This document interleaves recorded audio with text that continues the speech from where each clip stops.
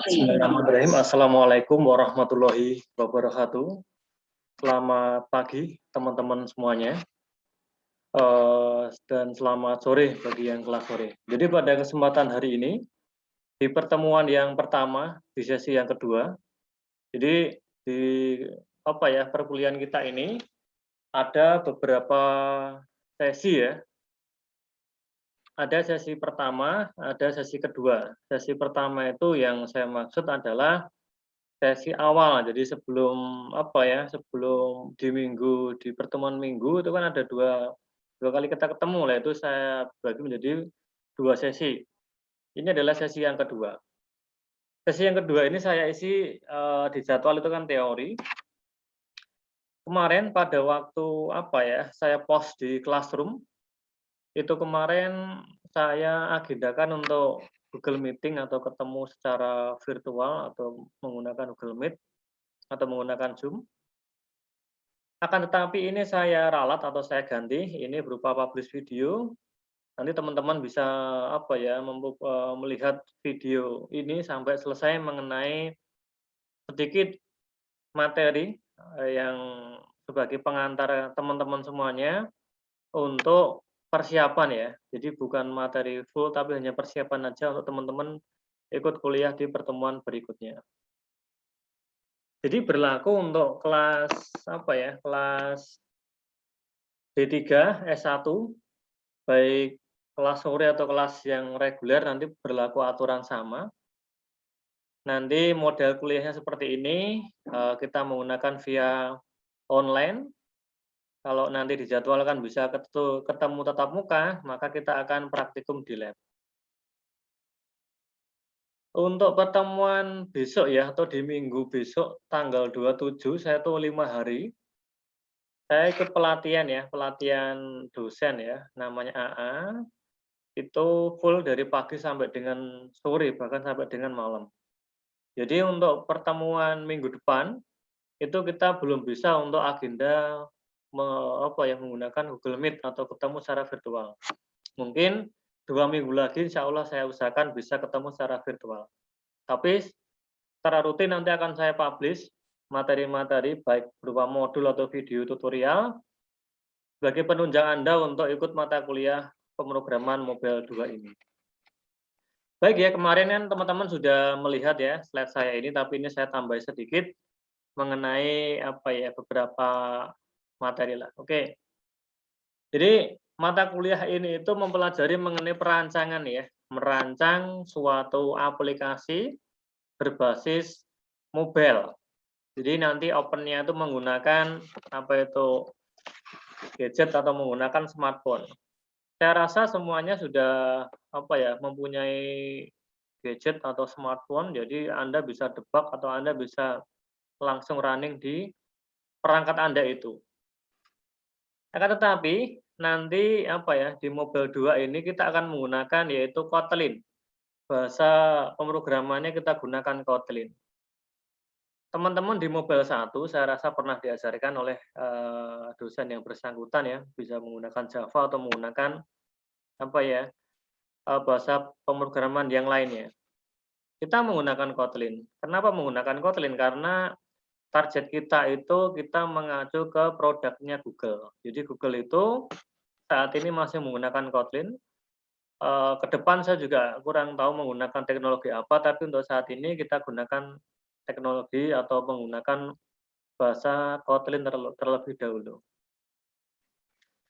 Terus yang membedakan di Mobile 1 dan Mobile 2, kalau Anda di Mobile 1 sudah mendapatkan room database, misalkan menyimpan database ke dalam internal ya, nanti di Mobile 2 ini kita akan menggunakan media penyimpanan database eksternal. Jadi kita akan menggunakan API.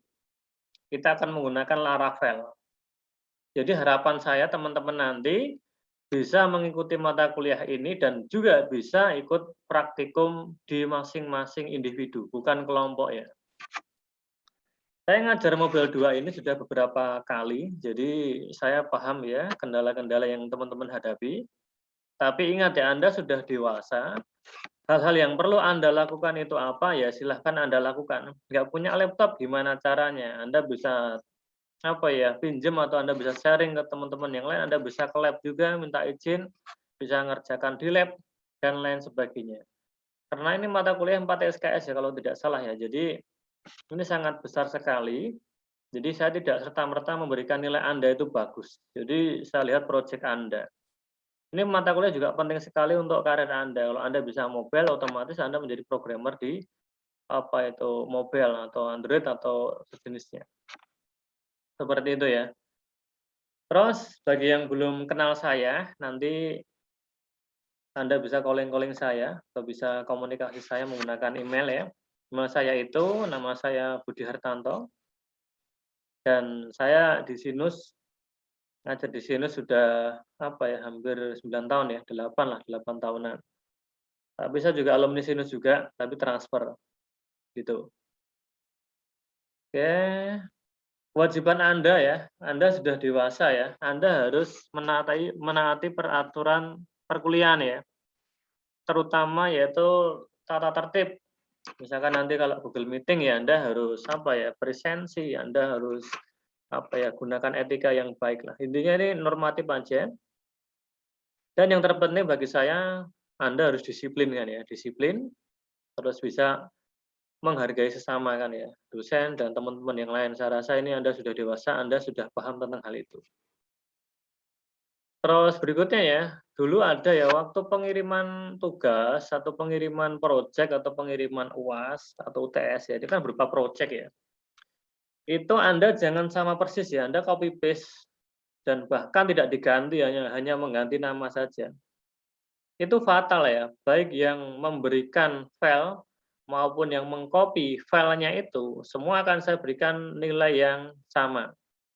Kalau projeknya dapat nilai 80 dibagi 2, 40-40. Kalau yang mengcopy 4 orang berarti dibagi 4, lah Anda dapat nilai berapa, gitu. Saya tidak akan mengkonfirmasi, tidak akan menanya-nanya, "Ini kok sama persis ya? Ini kok seperti ini ya?" Titik salahnya sama ya, saya tuh paham ya di mobile ya, Anda mau menggunakan model apapun kan ya, untuk apa ya istilahnya, meng-copy paste dan tidak berusaha ya, nanti akan ketahuan. Dan ini berlaku bagi yang memberikan file dan yang di-copy, itu sama. Jadi saya pukul sama rata, biar nanti yang memberikan file itu ya, tidak serta-merta diberikan filenya, paling enggak ya diajari, diberitahu cara mengerjakannya, seperti itu ya. Harapan saya Anda dapat nilai yang bagus semuanya, dan Anda bisa memperoleh materi yang tepat untuk Anda di Mobile 2 ini. Anda juga mendapatkan hak ya, Anda mendapatkan nilai, mengerjakan tugas UPAS UTS itu adalah hak kalian. Anda boleh kok tidak mengerjakan tugas boleh, tidak ikut ujian boleh, itu adalah hak kalian. Tapi Anda akan mendapatkan hasilnya, seperti itu ya.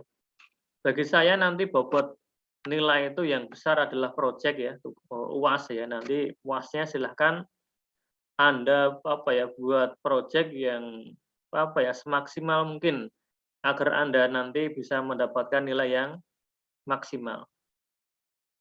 Materi yang nanti akan Anda terima, nanti mayoritas kemungkinan video ya, video tutorial dan ada modul dan nanti kita bisa ketemu via Zoom meeting atau Google Meeting.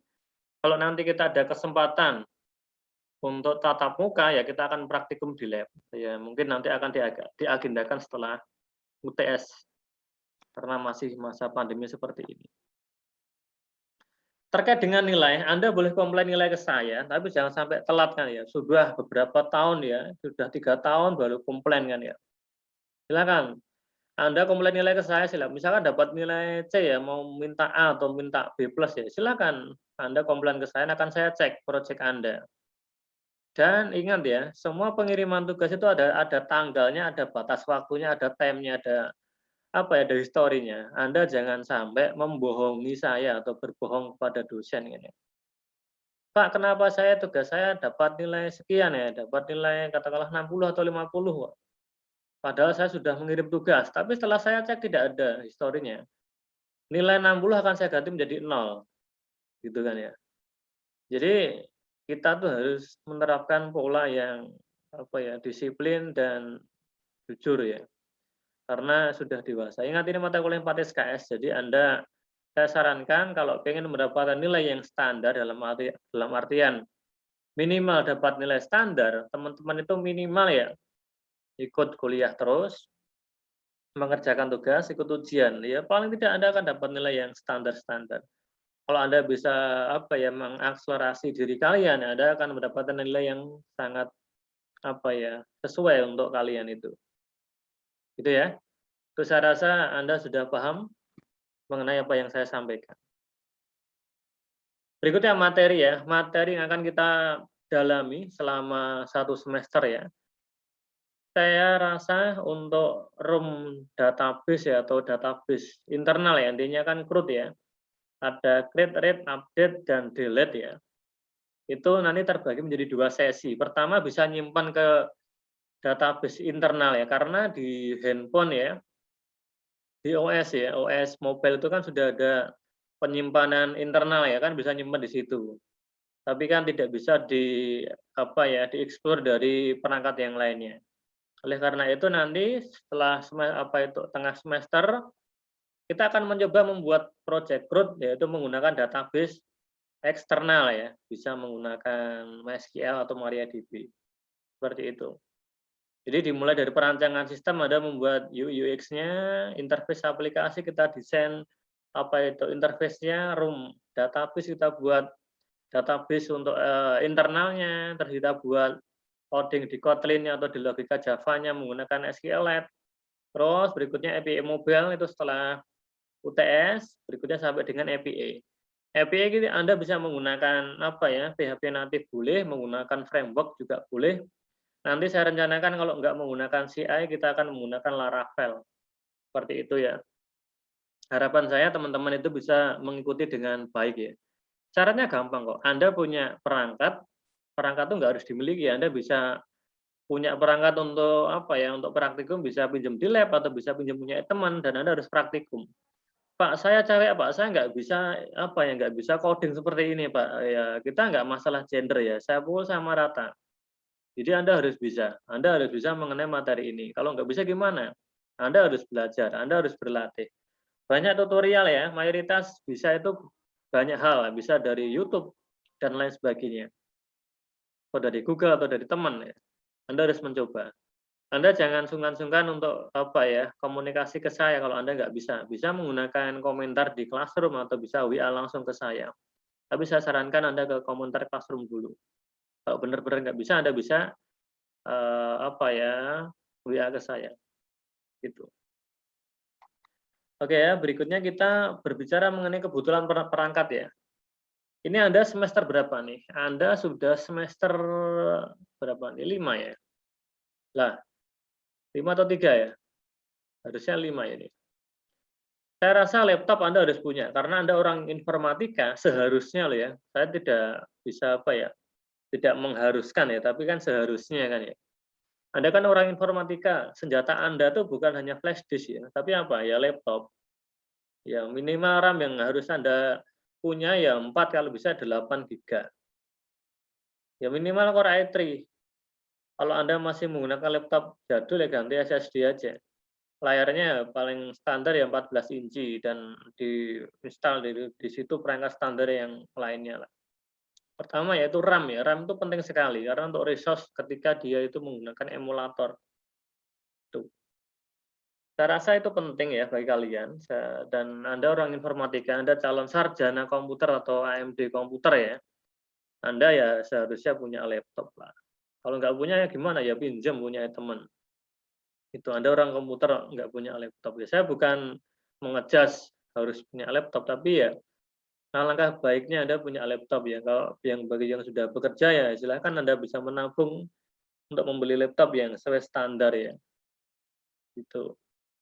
Pak, lah saya benar-benar nggak punya uang Pak. Orang tua saya nggak punya uang Pak. Ya nggak apa-apa nggak punya uang. Anda bisa pinjam ke teman yang lain. Anda bisa pinjam di lab-nya Sinus, bisa komunikasi dulu atau minta izin dulu kepada ketua lab-nya di Sinus. Intinya bisa mengikuti. Saya tidak mau tahu kan ya, "Wah, Pak, saya nggak bisa ngirim tugas sama sekali, Pak, karena saya nggak punya perangkat ya." Kalau nggak punya perangkat ya nggak usah ngambil mata kuliah ini. Ngapain ngambil mata kuliah ini? Ini 4 SKS ya, Anda akan rugi bayar dan Anda akan dapat nilai yang jelek, gitu. Jadi Anda sudah dewasa, tidak ada alasan apapun kan ya, mengenai perangkat ya. Anda bisa pinjam di labnya Sinus, bilang aja nanti pas jam saya, harinya apa toh, itu kan data saya toh. Anda minta izin ke Mas Ayep atau apa ya, bagian teknisinya situ untuk menggunakan lab 2 lab yang standar untuk, mobile ini, gitu. Jadi nggak ada alasan nggak ngirim tugas, terus nggak punya perangkat dan yang lainnya, itu apa ya, menjadi suatu apa ya, kewajiban bagi kalian. Karena apa, tahun-tahun kemarin banyak, "Pak, saya laptopnya hang Pak, saya seperti ini Pak, seperti itu Pak." Lah itu gimana kan ya, mobile itu ya tidak ada toleransi kan ya. Karena zamannya sudah berkembang, masa Anda masih menggunakan RAM apa ya, 2 giga atau 4 giga, sebenarnya 8 giga, biar larinya cepat karena teknologi itu yang dibutuhkan cepat ya.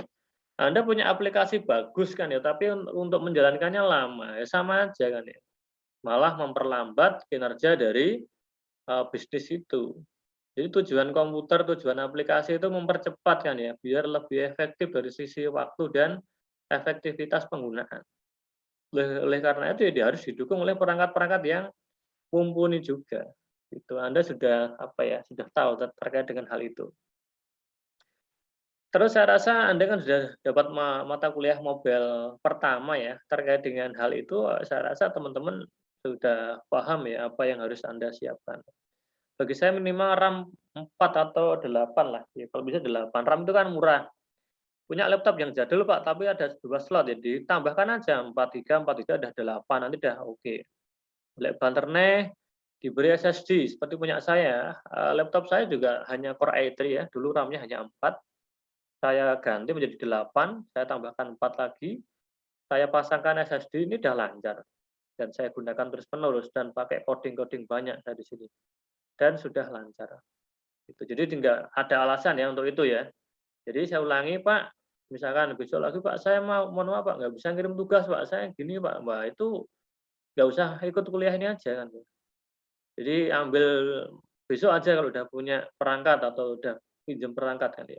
Ingat, saya tidak mengharuskan atau mewajibkan beli, tapi Anda harus bisa apa, ikut mata kuliah ini ya dengan cara minjem atau nebeng di lab ya monggo silahkan. Anda kan mahasiswa dan sudah dewasa. Kenapa ini saya ulas terus-menerus, karena ini adalah alasan-alasan klasik bagi mahasiswa yang apa ya, yang tidak menurut saya tidak kreatif. Kalau software yang saya gunakan, Android Studio, kebetulan yang saya capture ya di situ ya, saya menggunakan versi yang 4 ya, Anda boleh menggunakan versi 3. Kalau sekarang bahkan ada yang lebih bagus lagi kan ya, Anda bisa cek di, developer Google ya atau Android developer ya. Anda bisa mengunduh di situ, Anda install ya via online ya. Anda pasang di laptop atau di komputer kalian, Anda siapkan, gitu. Kalau bisa gunakan yang terbaru, kalau laptopnya misalkan lemot, ya Anda gunakan versi yang 3 bisa. Saya menggunakan yang itu dan belum saya update ya, ini apa ya, Maret ya, jadi cukup lama, ini sudah ada yang baru. API nanti akan kita gunakan ya, minimal API 26 atau 24, targetnya API level untuk Android 10 atau Android 11 kan ya, 30 atau 29 bolehlah, itu. Itu target kita. Terus berbicara mengenai apa ya, kebutuhan software ya, karena nanti setelah UTS kita akan menggunakan database eksternal, menggunakan MariaDB dan butuh apa ya, web server kita menggunakan SAMPP. Silahkan Anda bisa menginstal SAMPP versi terbaru. Anda bisa mengunduh itu kan free ya, gratis ya. Yang support ke PHP 7 lah atau PHP 8 nggak apa-apa. Anda bisa menginstal Gitbase untuk command prompt-nya, nanti untuk setting-setting Laravel-nya ya, itu. Terus untuk penulisan di IDE di coding di Laravel-nya, kita menggunakan Visual Studio Code ya. Ini coding apa itu IDE standar untuk anak-anak programmer ya. Anda bisa menggunakan Visual Studio Code ya. Sama, saya ketika membuat project-project bahkan selain mobile ya, saya menggunakan framework Laravel atau menggunakan CI, saya menggunakan ini ya, ini udah mumpuni ya, VS Code ya, oke. Nanti framework framework PHP yang kita gunakan yaitu Laravel, kalau nggak Laravel ya CI lah, nanti yang kita, apa ya, sambil jalan yang kita pakai yang mana. Kalau tahun kemarin saya menggunakan Laravel, coba nanti saya akan meng-upgrade menggunakan CI 4 ya, kita akan menggunakan itu. Kalau enggak ya kita gunakan Laravel. Saya rasa ini, apa ya, bukan hal yang baru buat kalian masalah framework ya. Nanti sambil jalan nanti teman-teman akan mengikuti ya. Jadi tenang aja teman-teman bagi yang belum tahu sama sekali kita akan mulai dari nol ya. Ini hanya pengantar aja yang sedikit untuk sebagai target kalian. Emulator, emulator ini digunakan untuk merunning aplikasi ya. Mobile itu biar kalau nggak di-running di handphone ya di emulator itu kan bisa. Yang ringan yang saya gunakan di laptop saya ini Memu emulator Anda bisa install di situ kalau orang gamers kan paham ya. Pasang di laptop nanti ketika menjalankan Android Studio nanti Memunya akan menampilkan aplikasi yang telah kita develop, seperti itu ya. Jadi harapan saya teman-teman nanti, apa ya, bisa mengikuti mata kuliah ini dengan baik dan saya juga, apa ya, komitmen kalau Anda, apa ya, mengikuti mata kuliah ini dengan baik, Anda akan mendapatkan nilai yang baik juga. Dan ingat ya, saya tuh tidak suka mahasiswa itu yang pertama itu berbohong, istilah itu, apa ya, mengelabui lah atau ngapusi lah atau membodohi kan ya. Maksudnya gimana kan ya, UTS, UAS, tugas, ngopi nggone koncone gur diganti, apa ya, jenenge tok. Nggak ada, apa ya, nggak ada etikat untuk pengembangan sama sekali ya. Ingat ya, dua-duanya kalau di-copy berlima ya dibagi 5, 4 ya berempat, gitu. Oke ya, itu saya rasa terus lagi saya titip pesan buat teman-teman semuanya, pertemuan minggu depan ya, kita masih menggunakan model seperti ini. Mungkin pertemuan di minggu ketiga baru kita bisa ketemu secara virtual ya, Google Meeting bisa komunikasi dua arah ya, seperti itu. Terus target kita nanti akan membuat seperti itu kan ya, membuat aplikasi ya. Ini simple ya, simple tapi codingnya sangat panjang sekali. Itu bisa menambah, bisa menghapus, bisa mengurangi, nanti masuknya ke database SQLite itu untuk yang tahap pertama, terus MySQL untuk tahap yang kedua, itu menggunakan API Laravel. Kalau Anda bisa membuat itu, Anda kan bisa punya portofolio bahwasanya Anda juga sukses di coding mobile. Seperti itu ya, teman-teman semuanya. Jadi mohon maaf, jadi untuk agenda kita di minggu ini dan minggu besok belum bisa ketemu secara virtual, dalam artian komunikasi atau interaksi dua arah, akan tetapi akan saya usahakan publish video, tutorial, dan modul. Terus untuk presensi, token di pertemuan pada kesempatan hari ini, baik kelas semuanya ya, general ya, semuanya, yang ikut mata kuliah saya, entah itu kelas D3, S1, A, B, C, terus M, sama, nanti tokennya yaitu PM2, PSES2. Itu. Cukup sekian dari saya. Akhir kata, assalamualaikum warahmatullahi wabarakatuh.